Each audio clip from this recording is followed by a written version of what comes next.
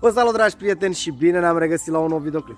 Este sezonul în care putem face altoiri. Și astăzi o să vorbim despre altoirea pomilor bătrâni. Pentru că în ultimii 20 de ani, aș putea spune, am văzut o grămadă de tehnici de altoire la pomii bătrâni și pot spune că cu unele dintre ele nu sunt de acord. Și tocmai de aceea m-am gândit să fac și eu acest videoclip în care să vă prezint și tehnica mea de altoire la pomii bătrâni și voi structura acest videoclip în două părți. Prima parte va fi una practică, în care voi altoi acel cireș din spatele meu. Chiar dacă nu mai este pe proprietatea mea, s-ar putea, dacă fac rost de banii necesari, să cumpăr din nou proprietatea și va rămâne acolo. Iar a doua parte va fi una teoretică, în care voi argumenta tot ceea ce am făcut eu și vă voi da exemple clare despre altoi care s-au prins, care s-au dezvoltat, îi voi prezenta pentru a întări argumentările la ceea ce o să vă arăt eu în acest videoclip. Așa că haideți să trecem la partea practică.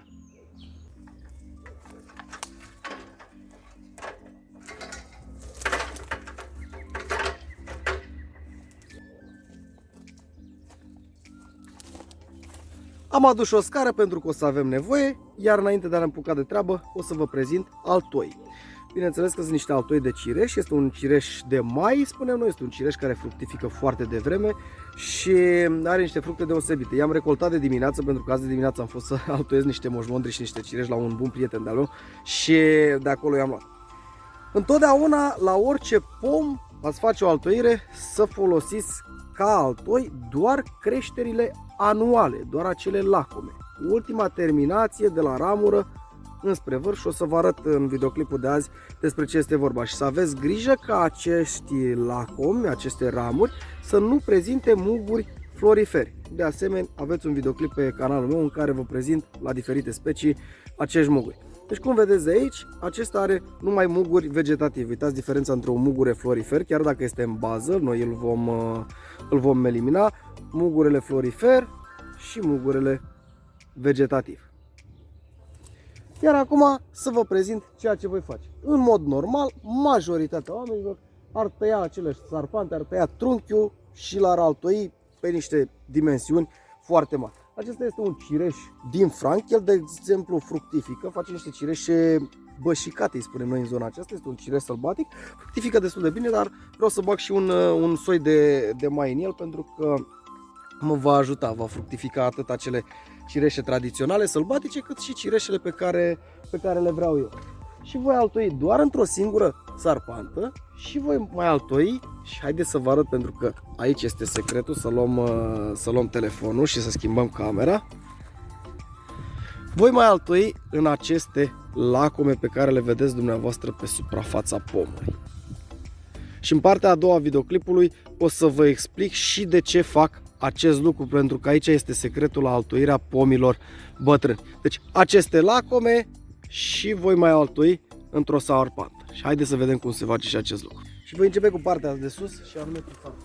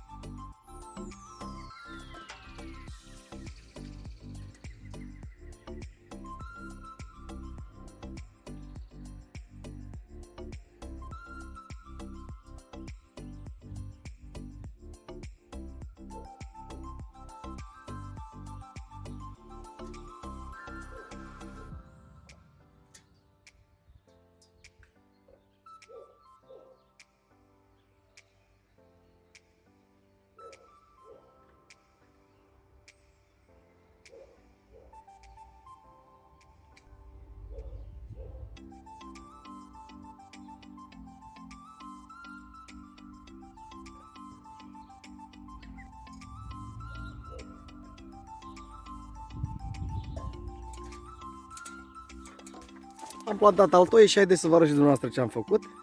Exact cum vedeți și dumneavoastră aici, am aplicat o altoire în despicătură. Bineînțeles, puteam să fac una și sub scoarță, pentru că dimensiunea portaltoiului îmi permite acest lucru. Am pus 2 altoi pentru calusare, dacă se vor prinde ambii, îi voi lăsa pe ambii în această sarpandă. Singurul lucru care mai rămâne de făcut este să sigilez această rană. Eu o să o sigilez cu un pământ puțin mai umed și imediat o să fac și acest lucru și să-l bandajez cu acea bandă izolatoare.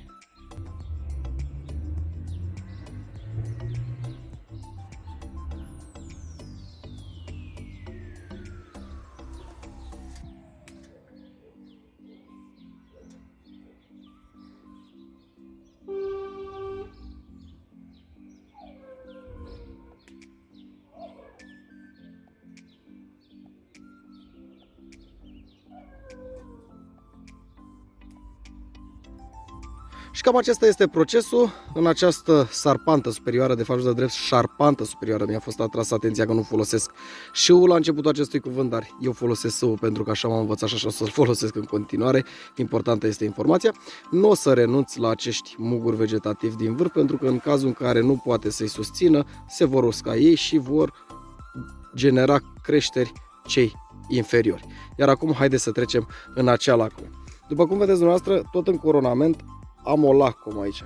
Este puțin cam subțire, dar anul viitor cu siguranță va fi suficient de groasă pentru altoire. La fel la pom bătrân, mai repede prefer, și o să vă dau imediat argumentele, să altoiesc în această lacomă și să secționez de aici această ramură, decât să altoiesc în ramură. Și o să vedeți în partea a doua videoclipului de ce. Iar acum voi face altoirea pe această lacomă, după cum veți vedea această altoire pe o lacomă.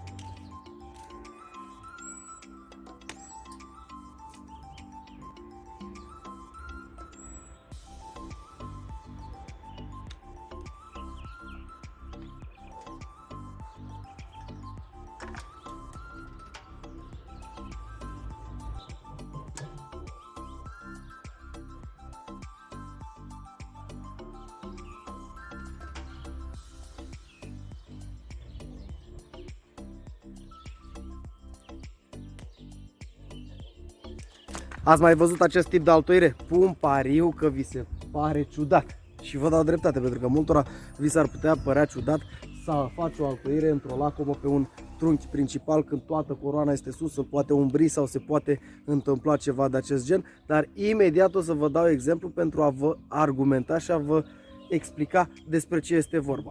Până atunci, haideți să vă arăt aici ce s-a întâmplat. Vedeți, la fel și în acest caz nu voi îndepărta acești muguri vegetativi din vârf, îi voi lăsa pur și simplu. Să vă mai arăt odată cum am altoit pe această lacomă ieșită din trunchiul principal, la fel și mai sus. Și acum să vă dau exemplu perfect și să vă argumentez de ce fac acest lucru. Și pentru a vă detalia, cel mai bine vom merge la acest măr pe care l-am altoit acum ceva timp și în special acești 2 altoi. Am pus în acel moment pentru că nu aveam un alt măr în care să pun, pentru a salva un soi. Este un soi domnesc, este pe cale de dispariție, cel puțin în zona noastră nu prea mai găsești acest măr. Este un măr de iarnă care era foarte bun la murat, dar lăsăm aceste lucruri. Deci după cum vedeți, aici este punctul de altoire la primul altoi. Iar aici, de asemenea, nu se vede foarte bine din cauza soarelui, este al doilea punct de altoire. Este vorba despre acești 2 altoi care au fost puși într-o lacomă care avea un diametru cum are aceasta de aici. Și după cum vedeți, ramura principală nu s-a mai dezvoltat foarte puternic, deși ea fructifică în continuare. În schimb, aceștia s-au dezvoltat foarte bine. Ai vedeți, da? De ce? Pentru că orice parte vegetativă care aderă la trunchiul pomului are un rol anume în dezvoltarea pomului și în creșterea acesteia. Iar dacă noi ne referim strict la creșterea anuală, la această lacume în care facem altoirile, țin să vă menționez că acestea au o informație genetică prin care pomul se regenerează. Dezvoltarea lor va fi mult mai puternică și mult mai viguroasă și tocmai de aceea ar fi bine ca aceste altoiri să aibă loc în aceste ramuri, pentru că ele se vor dezvolta mult mai repede și mult mai viguros, ceea ce va duce la o prindere bună a altoiului și la dezvoltarea propriu-zisă a acestuia. Acesta fiind unul dintre factorii principali determinați, dacă pot spune eu, în procesul de altoire. Dacă noi am secționat trunchiul, spre exemplu, cum avem aici și cum am văzut în acești ani, îl secționăm din această parte și vom face altoirile în aceste zone mai groase, noi vom întâmpina un oarecare dezavantaj, și anume dezvoltarea greoaie a acestor altoi și totodată vindecarea rănilor, calusarea improprie, pentru că orice tehnică de altoire am folosit, sub scoarță, în despicătură sau cum doriți dumneavoastră, va rămâne un spațiu foarte mare pe care pomul va trebui să-l caluseze și să-l regenereze, iar totodată acolo va putea intra putregaiul, va putea intra bol și așa mai departe, pe când lacoma, având această informație în gena ei, va dezvolta foarte repede creșterea și totodată va calusa de asemenea. Exact cum ați văzut în cazul mărului din față pe care vi l-am prezentat și tocmai de aceea eu v-aș sfătui să faceți aceste altoire în lacume, chiar într-o lacumă din interiorul pomului. Iar cu timpul veți reduce coroana propriu-zisă din soiul vechi și veți lăsa acei altoi să se dezvolte și să-ți vadă de treaba lor, cum s-ar spune, pentru că mama natură știe ce are de făcut. Și tocmai de aceea am ținut să vă prezint acest videoclip despre altoirea la pomii bătrâni, pentru că, așa cum am dat motivele mai devreme, eu nu cred că este o tehnică bună să secționăm ramurile groase, principale din pom și să facem altoirile pe acestea, ci mai bine ar fi să alegem acele lacume sau undeva o sarpantă, o șarpantă, așa cum mi se atrage atenția, dar v-am spus că eu folosesc cu S, așa m-am învățat, nu este nicio problemă, să facem altoirea în ele. Eu întotdeauna am ales lacomele și haideți să vă arăt și în acest pom două exemple din ceea ce v-am prezentat. Iar aici se poate observa cel mai bine. Observați, aceasta a fost făcută o altoire pe o lacomă. Am mai pus încă un soi de starchin în acest măr sein, noi le spunem tămâioase în zona noastră, pentru că la fel acesta este un altoi de salvare al unui soi. Și după cum observați, calusarea a avut loc în această parte, aici a fost puțin deficitară, dar anul acesta își va reveni pentru că acesta este un altoi de un an. La fel am procedat și în partea aceasta aici, după cum se vede. Și dacă aceștia se vor dezvolta, voi renunța la această ramură și voi reface în coronament două ramuri principale care vor fructifica diferit de celelalte. Și astfel, dragii mei, cam aceasta a fost altoirea pomilor bătrâni. Cam aceasta este tehnica mea și după aceste reguli mă ghidez eu. Și nu am altoit un pom bătrân, am altoit sute de pomi bătrâni și în toate cazurile am avut un randament extraordinar, atât al creșterii cât și al fructificării. Și tocmai de aceea motivele vi le-am spus, nu are rost să le repet.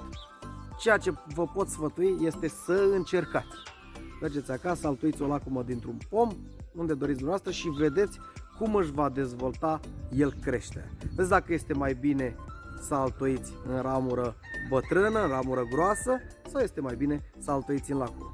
Dar eu sunt 100% sigur și pun pariu că dumneavoastră că după ce veți aplica această tehnică și veți vedea rezultatele, veți altoi numai în acele lacume din interiorul coronamentului. Până la următorul videoclip, eu vă doresc tot binele din lume și să ne revedem cu bine la următorul material.